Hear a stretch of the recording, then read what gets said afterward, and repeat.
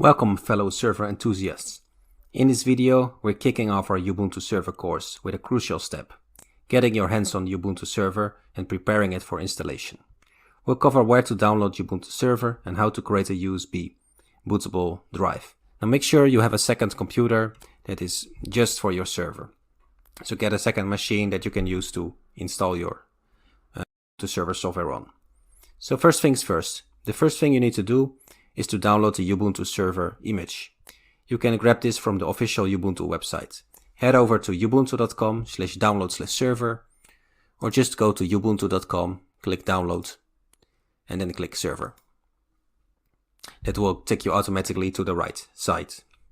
So make sure that to select a version that matches your needs. So you can download the latest version here, but notice that if you not have a standard Intel computer, you can select here alternative architectures if you have some weird system. So for most people, you can just download the Ubuntu server image. Now this will need some space. Depending on your internet speed, it can be very fast or slower. It probably will be 2 GB or more. You'll see if you have a slow connection, this is just gonna take a while. Now, before you download, make sure you select the right chipset for your server. So I'm gonna click back here to show you what I mean. You can select here alternative architectures. Now, if you have a standard computer, so a standard PC, then what you will need is a 64-bit image. If you have older computer, you need a 32-bit version, and probably you just have an Intel computer. But if you have something else, then you'll see there are several other options. So if you have a weird or a different processor, then you might need one of these other versions. If you just have a standard Intel computer that can run Windows, Linux, then the default one will be fine. So we are downloading this file. Now what do we do with this file? We have the Ubuntu Server software, or at least it's almost completed downloading, but then it's on our computer. How do we get it to install on our server? To do that, we need an USB stick as well. So we put this image, we will put it on a USB stick. There are different tools for that depending on what you're using. So if you're a Windows user, you can use Rufus for that. So if you go to the website rufus.ie, you can use this tool to put that image that you just downloaded onto a USB stick. Now if you're a Mac or a Linux user, you can use a tool called Balena Etcher. It's a similar kind of tool. You download the program and it shows immediately how to use it. Select the image, select drive and click flash. So it really depends on what you're using, but that's the main idea. So you see we downloaded this file, and because I'm on a Windows computer, I will download the Rufus program. So depending on if you want to permanently install it or not and which kind of Windows you have, can get that program. So it's done. I'm gonna open it. So now what we'll need to do once this software starts, do we want updates? No.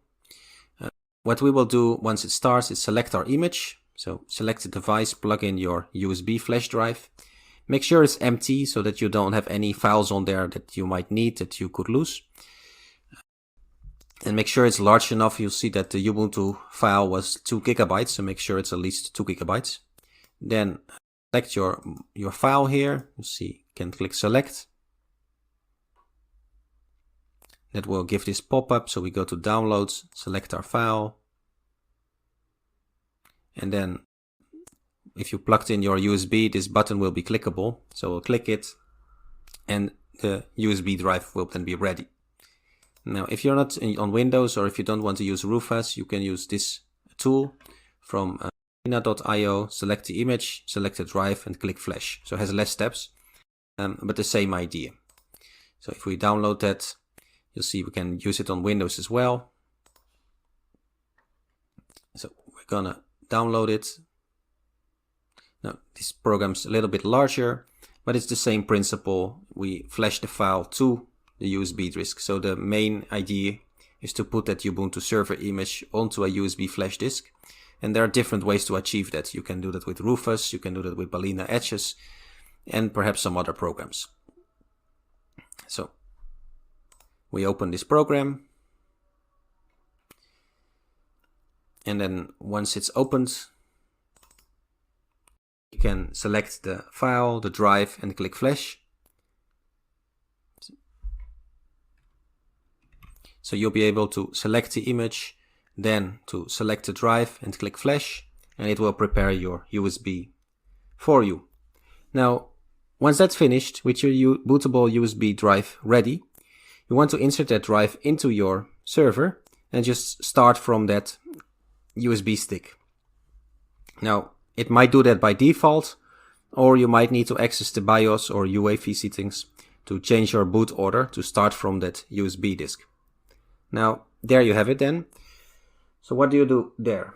Then it starts the installation software. So you see a command line interface where you can then install the Ubuntu server. So in the next video, we'll walk you through the installation process. So be sure to stay tuned. That's it for the intro. So now grab the USB server ISO, try to create that bootable USB drive and insert it into your network server. If you have any questions that you would like to explore, you can always reach out to me. I'm Frank, and I'll catch you in the next video. Happy server building.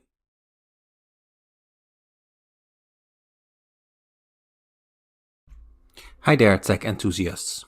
Welcome back to our Ubuntu installation adventure. So if you missed the previous parts, just hit the rewind button. We're inside the installation process now. So this is what you should see once you start the installation. So now it's time to pick up where we left off.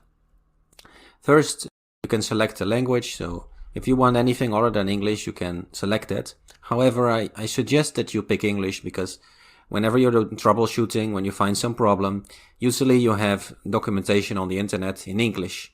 Whereas in other languages, there is just less documentation. So if you're a good level English speaker, it is a good idea to choose English. But if you're otherwise, you can pick another language if you're more comfortable with that.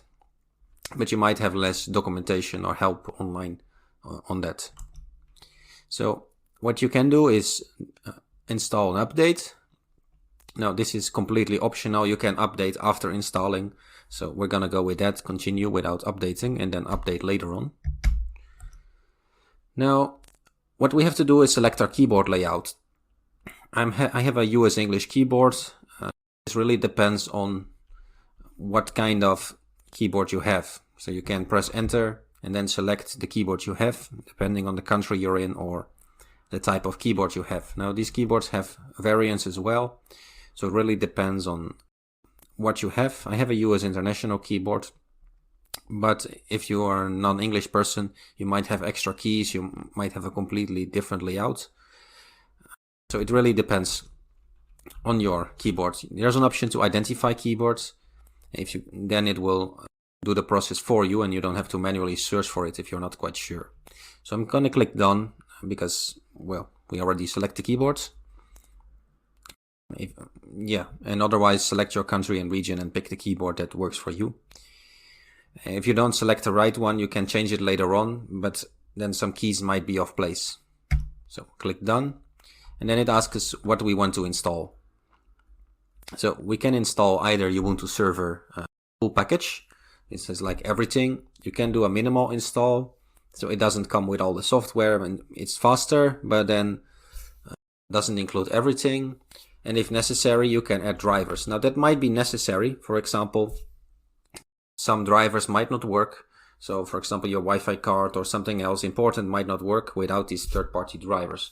So if you have some devices that has party drivers, it's a good option to enable it so that you won't start a server and then don't have any internet, for example, don't have any Wi-Fi or maybe something else you need. So in general, it's a good idea. I'm going to select it and press tab and done, press enter. Okay, now we're going to configure the network.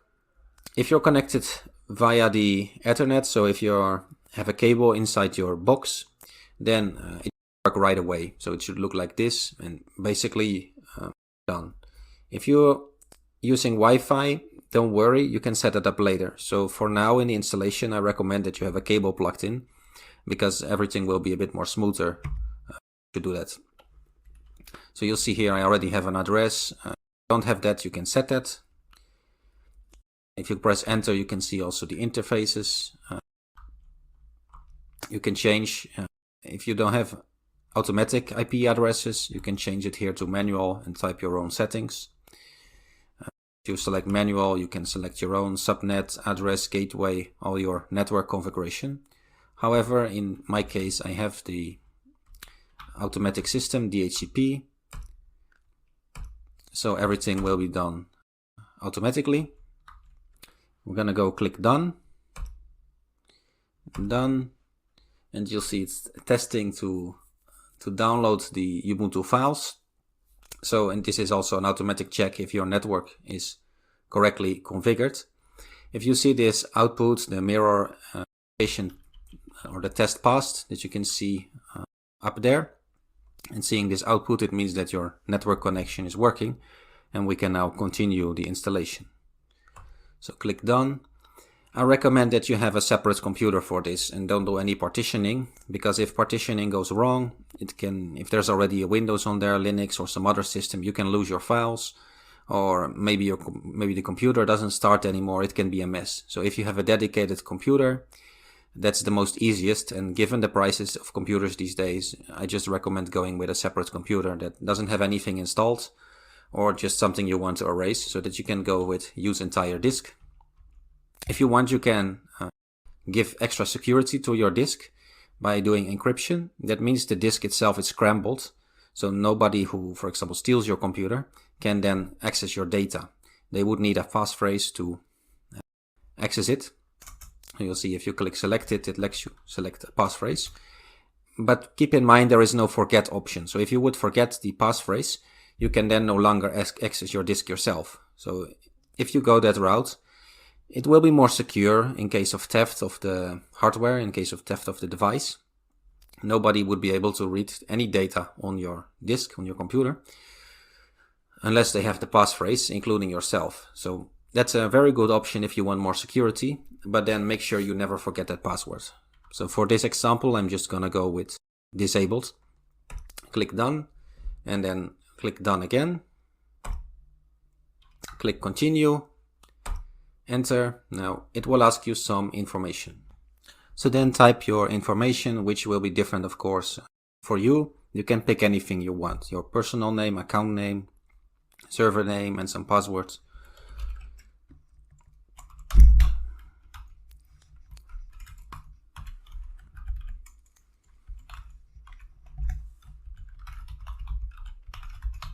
So fill in whatever you want. It's just your personal device information, your name, your username, and your passwords.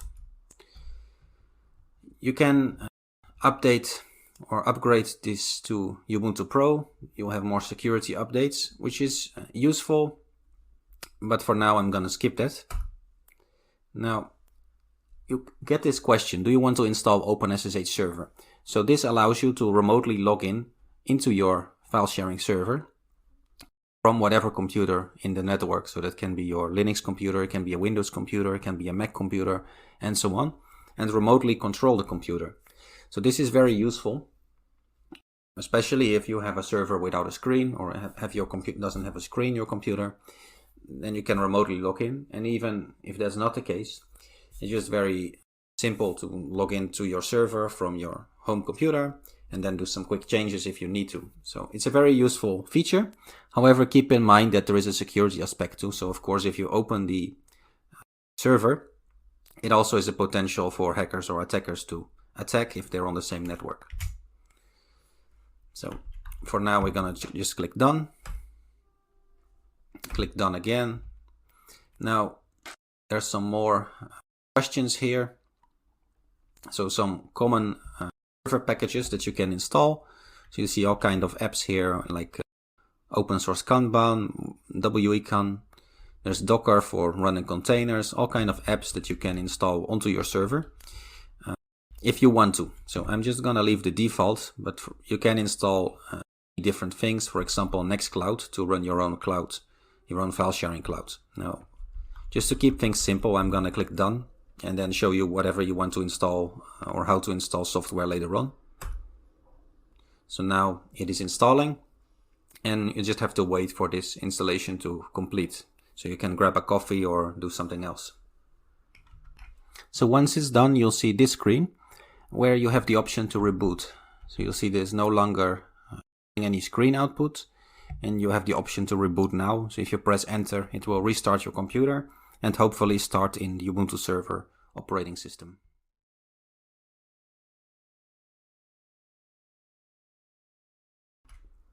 Hey there, awesome folks.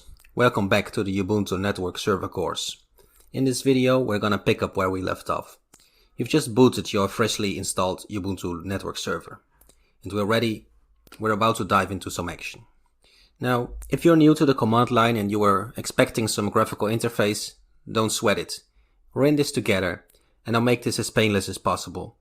The command line is our playground, our gateway to the server's soul. So, let's open the terminal and get things rolling. First, you'll have to log in using your username and password that you set during the installation.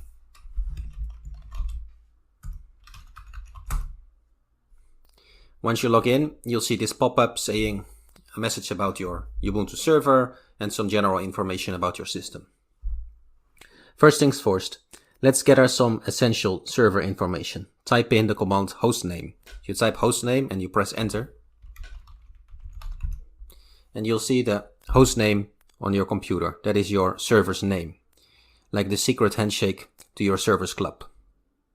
Next, we can check the IP address. This is the network address of our server. So enter this little gem, IP space A, enter. This command will list all the network interfaces. So in this case, we have two interfaces, the loopback device, LO, and the network device, NMP1S0. That is the actual network device. You'll always see a loopback device, but that's not a physical device. So we're interested here in number 2. And the IP address, or the network address, is a number that consists of 4 numbers. So you'll see the address here, 192.168.122, and then 223. With internet or iNet in front. That is your device, your network device address. Now, let's go into the next thing. Now, to do anything significant on our server, we often need to be the boss of the server. So you'll see I logged in as Frank. That is not the boss of the server. The boss on any Linux server is called root, R-O-O-T. And to become or to do anything as root, you type sudo in front of it. So whenever you see me type sudo before a command, it means I'm asking for superhero powers temporarily. For example, we can type sudo space apt space update. So the command here is apt update, but we're gonna execute it as the boss of this system, as the superhero or the administrator. So we type sudo in front, and as you might expect, apt update updates the package list. So it will make our server software current and secure. So if you press enter, ask us for the password, and you'll see it's doing an update now. And so whenever you want to execute something as administrator, type sudo in front. Now, okay, we have a computer, and if you never used Linux before, there's something you might be already familiar with, which are files and a file system. So you know what they say, know your terrain. So let's take a peek into the file server system. We can use the ls command, which is short for list. So we can type ls, and that lists the files in the current directory. So in the current directory, there is no any file. We can see the current directory with the command pwd, enter. So we're in the directory /home/frank, which can be different on your computer, whatever username you picked. And there's not any file in there. Now, this is not the top file. So on any Linux system, the top of the system is the slash, and then all the folders go deeper.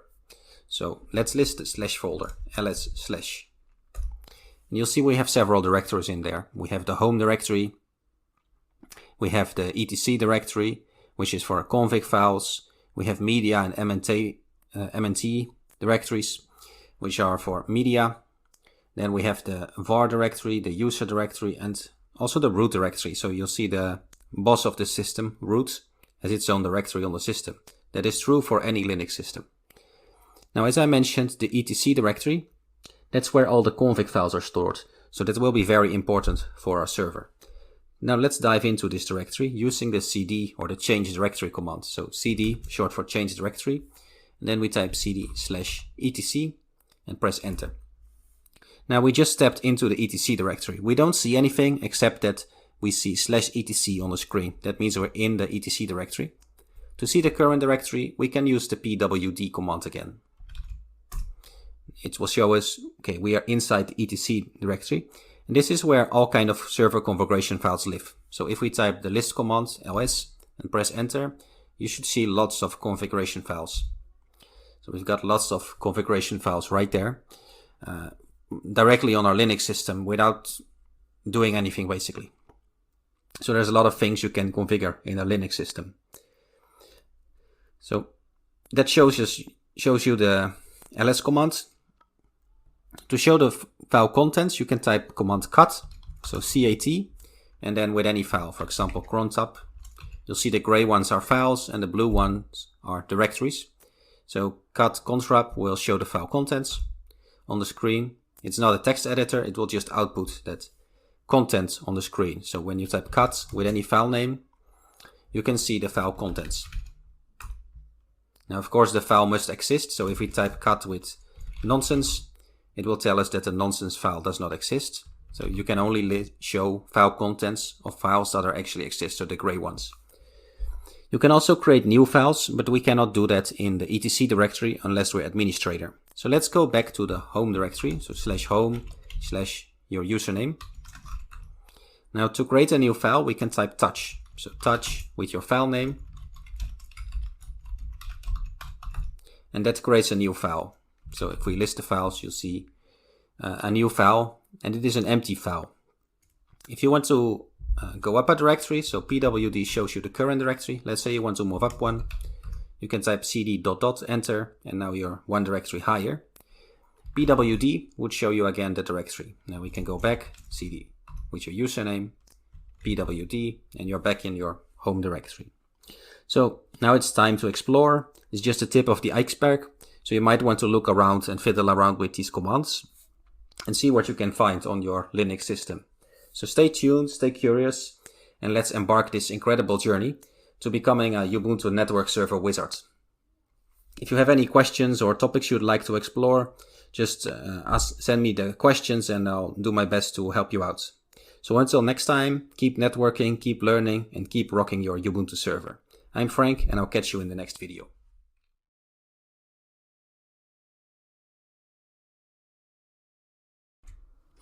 Hey there, fellow server enthusiasts.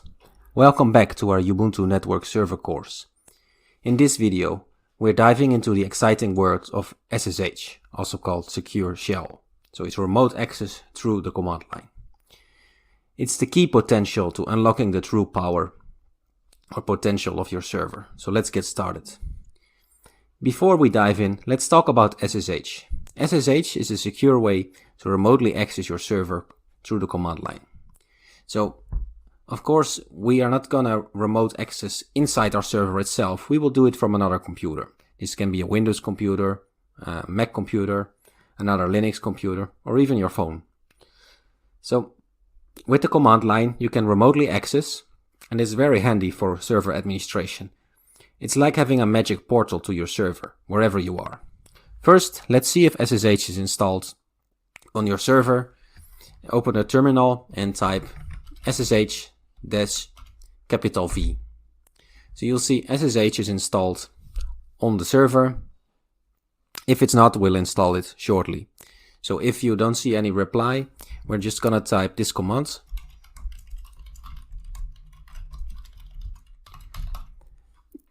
I type sudo in front because we're gonna install something which needs you to be root or administrator. So sudo takes care of that, and then the command is apt, the Ubuntu package manager, install, and the OpenSSH server is the program. So press enter, and then type your password. So you'll see in my computer it's already installed because I installed it during the installation. Now we have to make sure that this SSH service is up and running. For that, we can use this command. So you should see that it's active and it's running. Now, if it is not, you can restart it or stop it and start it by typing that after it. Okay, so you might want to enable SSH automatically every time your server boots up. You can do that with this command.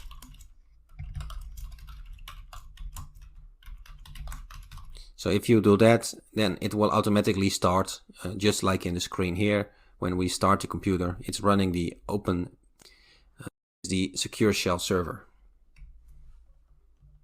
Now, because it's already enabled, I'm not going to run that command. You can configure it. Now, guess where this configuration is stored? That's right, the etc directory. So we can go into the etc directory. And from here, we can open a file called sshd-config. So you can do that with whatever editor you want. I'm gonna pick Nano for this because it's really simple for this video.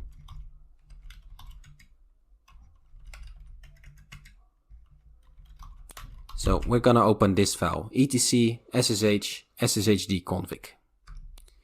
Inside this file, you can customize how SSH works on your computer. For example, you can change the default port it listens to. It's like the communication line. You can disable password authentication in favor of some more secure methods, or change other things, maybe maximum possible retries, or maximum people that can log into the server, and so on.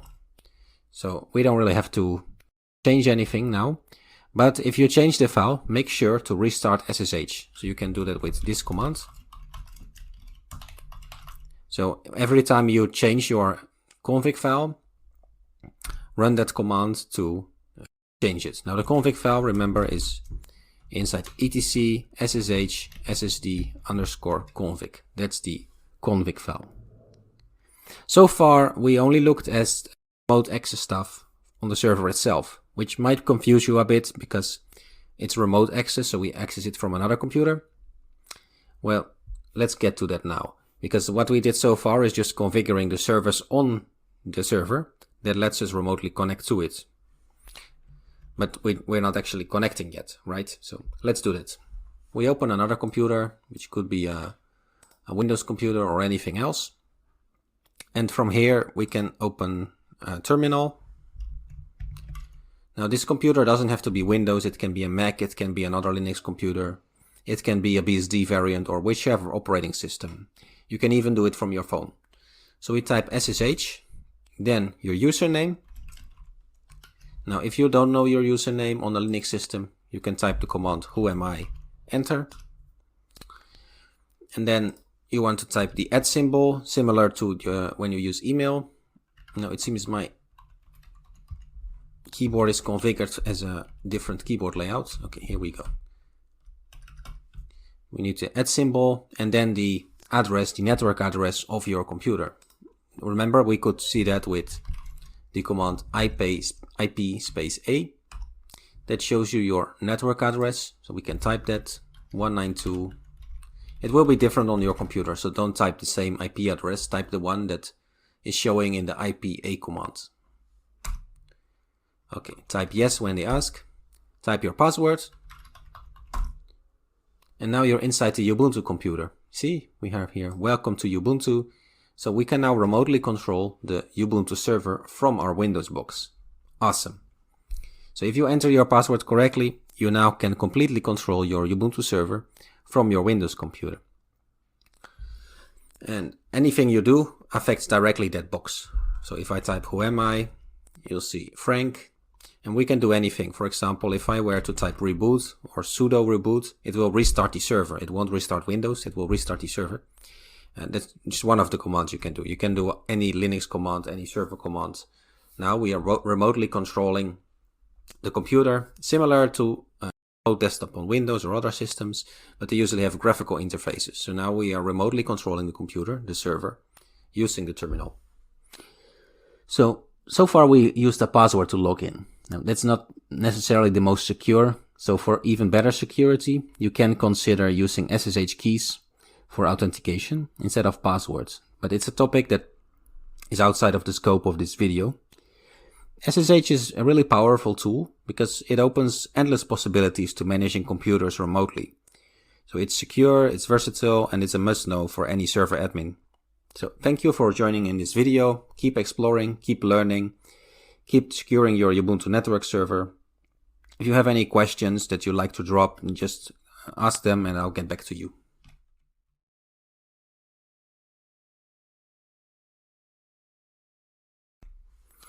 Hello server enthusiasts, welcome back. We're getting back into the Ubuntu network server course. In this version, we'll dive into the nitty-gritty of user accounts and permission. It's all about controlling who does what on a server, so let's get started. User management is crucial for maintaining a secure and organized server. Each user on your system should have their own account and specific permissions. You don't want different users messing with your system at the same files. So let's get started by creating a new user. Open the terminal and type this command, sudo space add user, and then the username you want to add. So any name you can up with. Then it will prompt you for your password.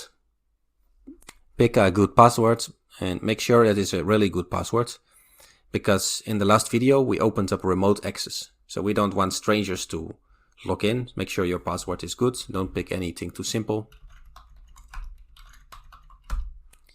Now it will ask some more questions that are optional to enter. You don't have to enter all this information. It will ask you if it's correct. Press capital Y if it's correct. And now a new user has been added. So if you want to remotely log in, you can now log in with the new username.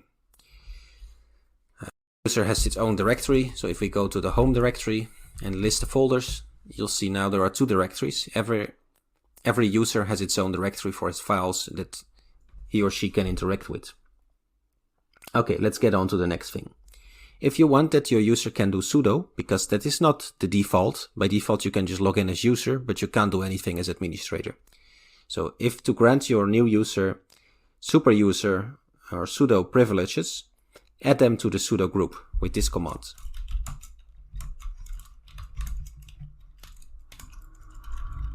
And now the new username. So now the new user will be able to use the sudo command. Now you don't want that for every user. For security reasons, some users shouldn't be able to do sudo because maybe they're just not be able to do any system configuring. So to switch accounts, if you're, for example, now we are logged in as Frank, and maybe we want to be the new user, we type sudo space and then the new username. And you'll see now I am not logged in as Frank anymore. We can double check with the command who am I. And you'll see we are no longer Frank. So that's one way you can switch users. But of course, if you use SSH remote access, you don't have to do that. You can just log into the user that you are. So let's talk about permissions and ownership. In Linux, everything is a file. Files have owners and permissions that dictate who can access and modify them. So to see the file permissions of a file or directory, type the command ls space -l. So this guy doesn't have any files. Let's go up a directory and then type ls space -l. And you'll see there's different owners. So we have the Frank directory, which is owned by Frank, and the Tux directory, which is owned by Tux. So every file, or even the folders here, with two different folders, are owned by different users. But there are also different permissions. So in the beginning of those two lines, you see some characters there, dr, w, xr, and so on. So these are permissions of folders and files. So let's go into the Tux directory again. Let's create a new file. So now we have a file called file. To change the permissions, let's make that file more clear. So we can remove a file with this command. And let's make some file name. So we have a file called file name. And now we don't see any permissions. So we type ls space -l. And now we see that there is some permissions there. And we can change those permissions. For example, to give the owner read and write permissions, you type the command chmod u plus rw file name. Now look again, and you'll see it's the same, because the first 3 characters are for the user, the second for the group, and so those are the same. So there's a lot more to permissions we can change as well. So let's try with minus, and now look again, and okay, those permissions are now gone. The user can no longer read and write that file. So you can play around with permissions. It's a bit cryptic because you're using these characters u, r, w, and so on, but you can change settings for a file and folder. Who can read it? Can a user read it? Can a group read it? And so on. You can also change the ownership of a file or directory. So let's say we have this file. Let me clear the screen here. We have the file name. Let's say we want to change that to be owned by Frank instead of by Tux. You can type sudo. We have to be administrator, chown, and then the new owner name with the new group name and the file name. Now if you check, we need to type the password for the administrator. Check again, and you'll see the file is now owned by Frank inside of the Tux directory. So we have just changed the permissions. To change it again, we just change it back. So the username and the group, and now it's owned by the same user again. Now directory permissions are a bit different. If you want to grant read, write, and execute permissions, you can use the commands chmod 777 with the directory name. So let's first create a directory. We created a directory with mkdir, and these have permissions as well. So let's say we want to give all the permissions, then we can type this chmod 777 folder, list it again, and you'll see now it has the permissions. But you want to be cautious with this, because altering permissions can give some security risks. So let's change those numbers, and you'll see the permissions have just changed again. So you can mess around with permissions for both files and folders, and it is a bit cryptic, cryptic to understand, so you have to check the manual on that, but it's something you can do for any file. So that is just a tip of the iceberg for user management and permissions. Mastering these skills is essential for maintaining a well-organized and secure server. Keep exploring, keep learning, and keep your Ubuntu network service in top shape. If you have any questions, you can just ask me. Feel free to drop the questions. I'll catch you in the next video.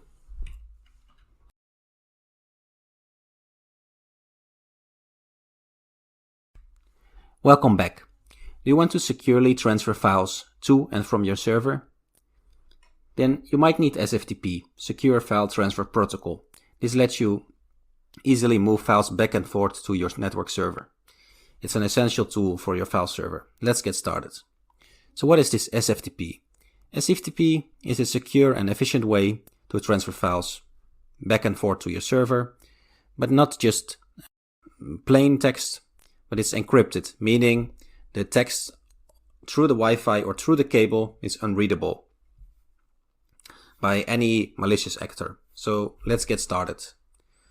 So probably by now you have already installed the OpenSSH server app, but just to be sure, let's confirm it. Oh, there we go. It's already installed. If you want to know about configuring this, go back to the previous video. Now we are just going to configure it for the SFTP service. So we're going to type, open that file again. And now we're going to scroll down and look for SFTP server.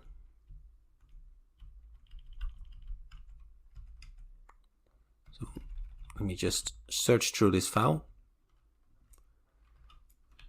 So you should have this line enabled. If there is one of these hashtags in the front, it's disabled, so make sure it's enabled. So it should say subsystem, SFTP, and then rest. So save it, Ctrl O to save, Ctrl X to exit. Now, next thing we want to do is to tell where to set the user directories. So we might want to restrict the users to specific directories. By default, that's not the case. So if you want that, you can add that to the configuration file. So if we open it again, then you can add that at the bottom here. So might need some more lines here.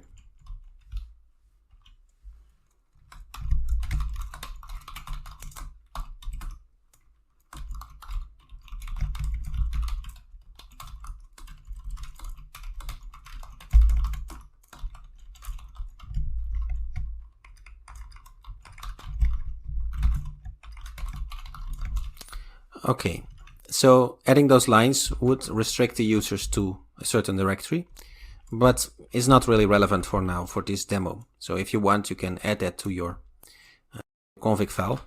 I'm just gonna comment it out for now. Let's keep it simple and just enable the SFTP server.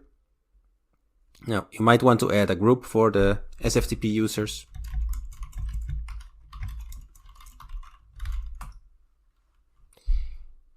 And you want to add people to those SFTP users group. So you can do that like this. And now you will have to restart SSH. Okay, we can now test it with any SFTP client. That can be FileZilla, an SCP, or any other. So use the server's IP address, your username, password, and you should be able to then transfer files. So let's open our Windows computer. So we could try it with the command line. Exit here. Maybe there's a command line SFTP client. There is. So one way to connect would be through the command line. So your username and then the @ symbol. And then the IP address of your network server, which you can see with the command IP space A. So in this case, 192.168. This address, but it will be different on your computer. So just type IP space A, and then you can log in through the command line. So to download files, you can type the command get.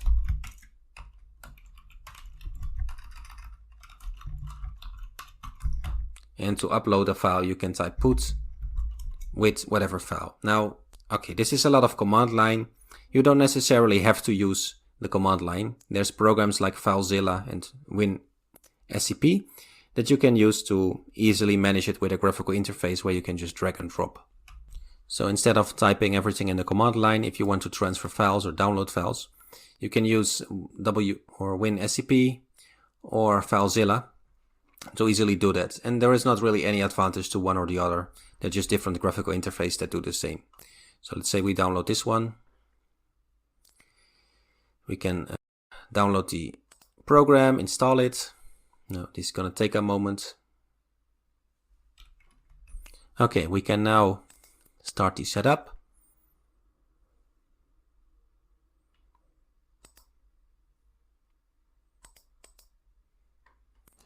And this is just a simple graphical setup. So click accept, next, next, install, and that will install the graphical variant for this, or one of the graphical variants that you can use to easily transfer files to your server.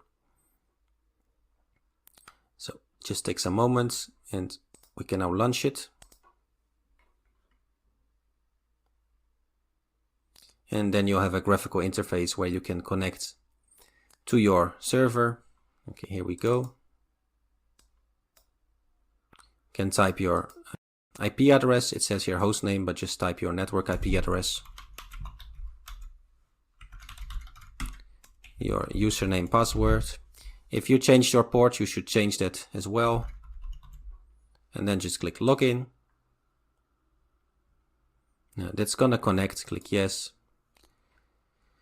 And you see you're now inside your server on the right, and on the left you have your local computer. If you want to download it, you can just drag it or right click download, and it will download it to your directory on the left. If you want to upload something, you can right click here and click upload, or drag it to the directory. You see it asks, and now the file is uploaded. So this is one way to do it graphically. It's easier this way. You can drag and drop files around. Right click, you also have some other options like rename, delete. So it's an easier way to transfer files to your server than just a command line. And this program is WinSCP, but there's other program, FileZilla, which basically is the same, just a different graphical interface, but the same idea. So let me just show you a screenshot here, and it's the same idea, it's just a different program, but you can move files back and forth. And you see on top here, you can log in, click connect, and then you can upload and download files from your server. Now, one advantage of this may be that they have this little progress bar, so you can see if you download and upload large files, how much progress it is, instead of just a text interface for that. But overall, it's the same idea. It's just a graphical interface for transferring files back and forth to your server.